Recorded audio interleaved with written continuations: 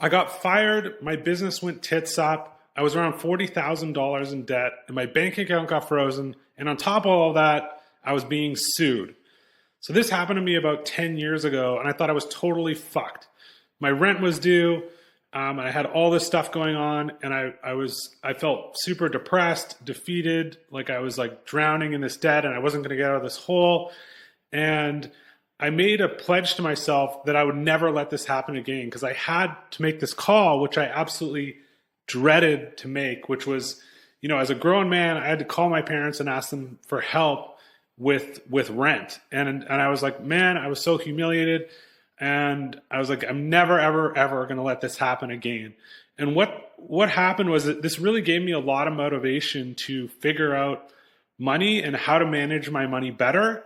And I learned a ton of lessons along the way of this kind of journey, because I went from being in this situation, or $40,000 of debt, no job, a failed business, to a few years later having zero debt, a bunch of money in the bank, and being in the top 1% as far as income goes. And so what I did when this happened was I just kind of really buckled down and read every single book I could on finances. I would talk to tons of advisors, tons of wealthy people, and learned every single thing I could about it. And what this video really is about is kind of going from that, financially struggling to being in a much better position and hopefully becoming financially free at some point, right? So it's going from broke to financial freedom, and how to manage your finances, better, right? So there's kind of 5 levels to financial freedom that I wanted to go over in this video. So this video is really for anybody who is like stressed about rent, retirement, or not having enough to retire, the rising cost of living, just generally stressed out about money. Or maybe you just want more money to go on vacation, to do the things you want. And so this video is for you. So I just want to go over quickly how I got myself in this situation, because what I want to talk about is like all the lessons I learned and the mistakes I made, so you don't have to make them as well, right? So what happened was, just a few months before this kind of shitstorm happened, was I was living kind of my dream life. I was DJing, a few nights a week, making pretty good money at that. I had a side online business that was making some money, and I was making around 6 figures. But then this sort of perfect storm happened, like where the nightclub industry just started going downhill like real fast. Like people didn't want to pay for expensive drinks. They were doing all this online dating. There was stricter laws and regulations, and it was just like nightclub closing after nightclub closing. And eventually I remember in 1 week I got a call that I lost almost all my best DJ gigs. And that same week, my online business was went from ranking near number 1 in Google to being completely deranked. And so it went from making thousands of dollars a month to making no money.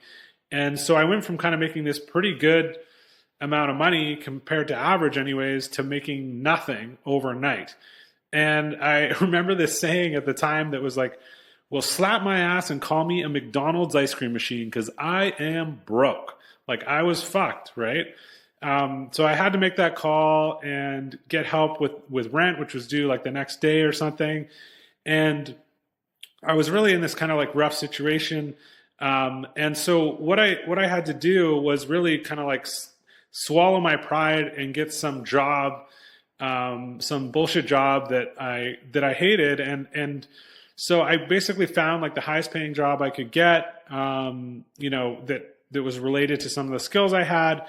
And then I was in this place where I was like, okay, well now what? Like, what do I do now? Like, how do I prevent this from happening again? And I made a couple really good decisions at that point. One was to cut major expenses. So I moved into a really cheap kind of dumpy place. I sold my car. I started cutting all unnecessary expenses, all these kind of like luxuries that I had before. I just started cutting ruthlessly. And because I was making a fairly decent income at this new job, I was able to put away, I can't remember exactly, but roughly $2,000 or $3,000 a month and like live really cheap. And I forget what I was living for exactly, but it was like around $2,000 a month was my like total living expenses, maybe even lower. And So then I kind of picked up all these books and I was learning about like, how do I get out of this situation, man? Like I hate this job. I clock in every day and I'm like dreading going to work. I didn't like the people that worked there. I was like, I got to get out of this situation, right? So what I did was I started reading all these books. I read this book by Dave Ramsey, which I don't agree with everything he says, but I think he's very wise and he's really good at laying out these simple steps of getting out of this kind of a crappy financial situation to where you're more secure. And so I kind of did a spin-off of his steps. And step one, or I call level one of getting in this financial freedom is, have a small amount for emergency fund in cash in your bank. So that means like having roughly $500 to $1,000 just to cover if some emergency happens, like your car breaks down, your teeth get messed up or whatever. So that's like level one, right? So get that cash in the bank. Level two is to like aggressively pay off all your debt. Now, I'm not saying mortgage necessarily there, but all your like other debt. And so that's what I did. I got the $500 to $1,000 in the like small emergency fund. And then I started putting all this extra income because I was living super cheap just to aggressively paying off debt. So thousands of dollars a month I was putting into paying off my debt. And then level three was have 3 to 6 months living expenses saved up in cash. So if you lose your job, or what happened to me, you don't get stuck in this shitty situation where you have to take a job that you hate or do something you don't want to do. And so that was a really hard lesson for me to learn. And I think it's very easy to get comfortable when you have a job you like or just a job that's steady and you have this cash flow to start just taking on all these expenses and not putting money away. Like, oh, this is just a small monthly payment. That's a small monthly payment. And then you end up in this situation where you're not putting money away. So, the other suggestion I would have around that is really automate this. So I automated paying off my debt and I automate all my investments. So everything, as soon as I get paid, that money automatically goes into first paying off debt and now goes into investing. Then you don't have to think about it and you're only looking at the money in your account to spend. You're not looking at a bigger figure that you end up spending, right? So it just disappears, right? I remember at one point when I was in a rough, spot, this was later, but I thought it was a funny incident, where I was like kind of just in a depressed state. I wasn't taking care of myself. I had this kind of like beard. I wasn't like dressing well. I got out of shape because I wasn't, doing too well with my health. And I was standing in line at Tim Hortons and this guy came up to me and was like, and like put money at my feet. It was like, here's $2 for coffee. And I was like, oh man, like, you hit rock bottom when, and I was like, fuck it. I took the money, like got the coffee. Right. But it was kind of hilarious because I was like, man, I really got to get my shit together because this is not good. I'm looking rough. And then, when I was at that job, I was there for quite a while. I can't remember exactly how long, but a number of months, and if not a year. And then what happened was I actually got fired, and I was like, oh fuck, like, man, like I just got fired from this job I don't even like. But thankfully, I was surrounded by a bunch of really good mentors because I felt like I had this decision to make. I was like, do I just go back to this corporate world, which I kind of hated? Like I hated this like 9-to-5 office job that I didn't really like. I wasn't really interested in. Nothing or against that. I think there are some great jobs like that. And if it's a good fit, awesome. But for me, it wasn't. And I was miserable. And so I was like, do I go back to this kind of like corporate lifestyle, which I hated? Or do I go back into this like entrepreneur world? I felt kind of like Neo in the Matrix, right? Do I want to just like do what everyone told me to do my whole life, which is like go to school, become a doctor and lawyer, and give up on this whole like being totally free and doing this entrepreneur thing. And so I was fortunate enough at the time, I met all these like really cool business owners and mentors of mine. And I remember complaining to one of them saying, man, like my business failed. And I'm like kind of like bitching, like I'm a loser, right? Like I don't know what to do. Now I lost my job. And I don't know if I should start another business because the last one failed. And he was like, and I told him the stat. I was like, yeah, because like 9 out of 10 businesses fail. And so I was like, what's the point, And he said, well, start 10 businesses. And it hit me like a ton of bricks. I was like, man, like you're totally right. Like when I thought back about all the people I knew that owned successful businesses, they'd actually failed so many times before they started one that succeeded. And that was actually normal. That's almost every entrepreneur that I know. And so it really kind of gave me the motivation, and hanging around these guys too, it was interesting because I saw this other side of life that was very, cool to me, because they had this total freedom. This one guy I played tennis with every day. They would go on these crazy exotic vacations that very few people could go on. I remember getting invited to go on like private jets to go to the Four Seasons. And I'm like, fuck man, like I'm broke. Like I can't do this. Often, sometimes they would even just pay though, which was like super generous. And so being exposed to that really gave me a lot of motivation to like kind of keep going on this like route of entrepreneurship. And so I started a marketing agency, and at first it really wasn't just an agency. It was just like me taking on, trying to get gigs, like helping people with their marketing. And I had a bit of a financial runway because I saved up some money at this bullshit job, and I think I paid out most, if not all, my debt. And so I started learning everything I could about business, and landed some big clients. And I started getting some traction, and things kept growing. And a few years later, I was in a position where I had zero debt. I was in the top 1% of income, and I had a bunch of money in savings. And I'm putting away like a fair amount into retirement every month, right? And so that's kind of like level level 4. So at this kind of like level 4, that's the position where you're like, okay, well, now what do I do, right? So I have some money. Maybe you're in that position where you're making some money, you don't have debt, and you're like, what do I do now? And so I did a ton of research on this as well, and that's kind of the position where a lot of people will buy a house or start investing in stocks. Most people kind of lean towards buying a house. The interesting thing I found looking into this was that almost all the billionaires and really wealthy people I know suggested not buying a house, because you can make more money investing in the stock market than you can buying a house. In fact, Warren Buffett even said himself, the only reason to buy a house is to make your wife happy, which is like, he's like, it's not to make more money. And I know it's very controversial. And so I kind of had to make this decision. Like, do I want to start really like shoveling money away for a house or to put investments? I decided to go the investment route, which I know is not normal. And that was based off of just all the advice from the richest people I know, all these billionaires and so on. And there's nothing against doing the house thing. I think it can be good in certain situations, depending on where you live and what your goals are and so on. But the crazy thing is, if you look into the investment stuff, like it really, what you're doing is what you want to do with the investments is you don't want to invest in individual stocks. And you don't have to take this from me. Like, go look at what these experts are saying.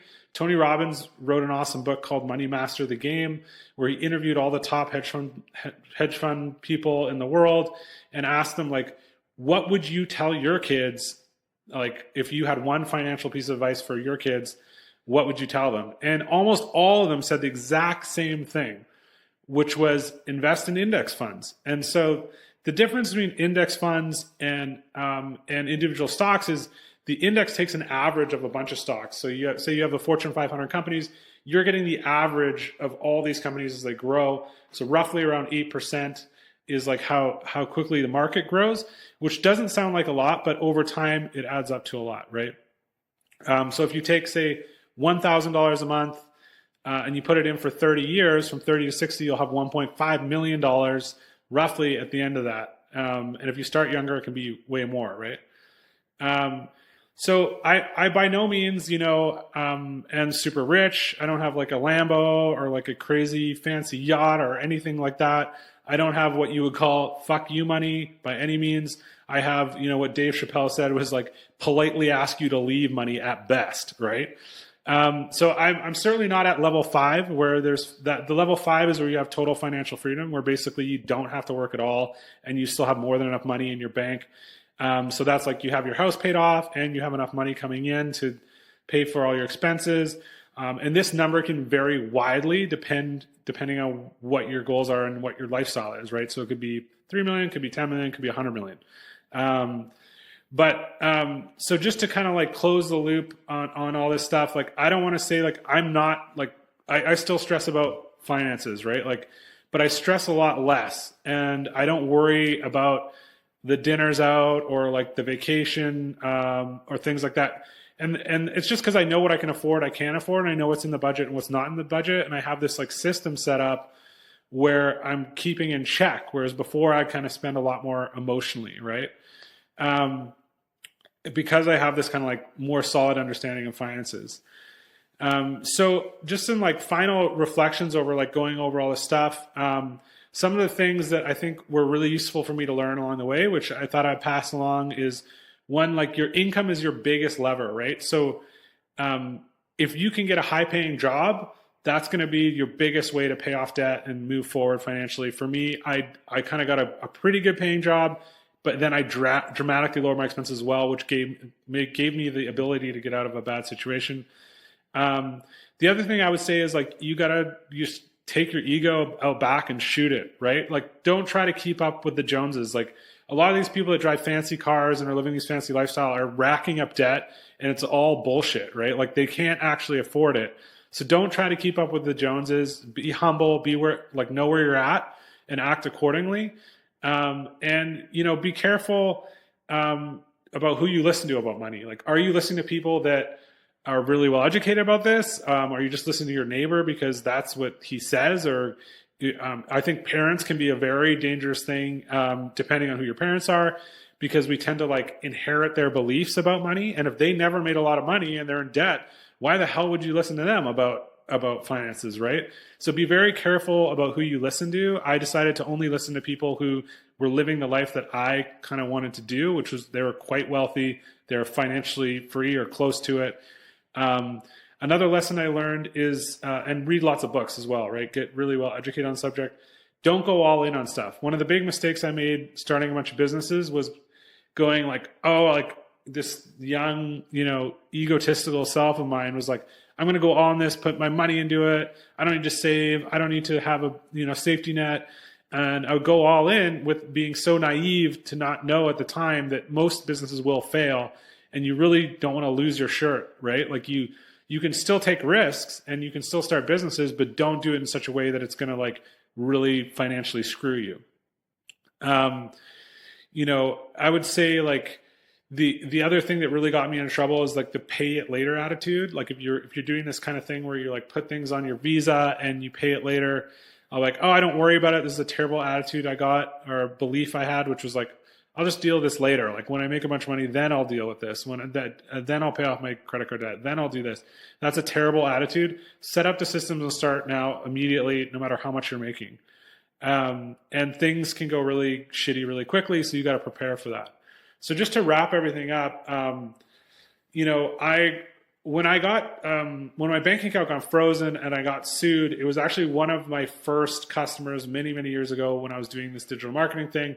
And that person was just like, when you're starting out, you're kind of desperate, right? You're just taking on any client you can take on. This person was like kind of a crazy person. Like I barely worked for him. It was like a month in and he just lost it and was like, I want all my money back and screw you and blah, blah, blah. And as a result, he was able to, with these online payment processes, I was using PayPal, he was managed to like, I don't even know if it was like really a lawsuit, but it was like suit pending or something in my bank, which was the only way I was getting paid. So I even have some money in there and I probably could have squeaked by and paid rent.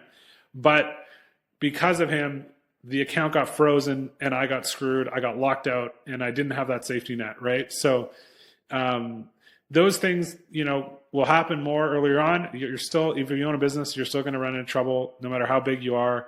But the key is to be prepared and obviously try not to work with crazy people.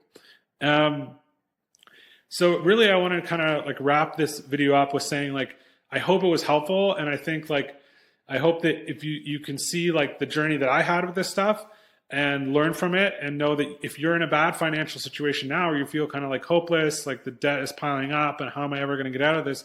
Like you can do it. You just got to like have faith, know that it's going to take a while and put those systems where you're automated paying things off, putting money away, getting a high paying job and, enjoy the journey, right? One thing that I learned along the way was that I thought like once I paid off my debt, then I was going to be way happier. And don't get me wrong, I was happier a bit, but it kind of goes away. And then you're like, well, what about the safety net? And what about this? And I'm still like that. I still want more, right? So try to just like enjoy the journey along the way. Don't like be too hard on yourself. just commit and stay dedicated towards it. And I think, most people will be fine as long as they kind of do the work and set up these systems. So I really hope this video was helpful, and it'll help other people avoid the mistakes that I made. So if you did like the video, please do subscribe and share the video. I would really appreciate it. And yeah, we'll check you next time.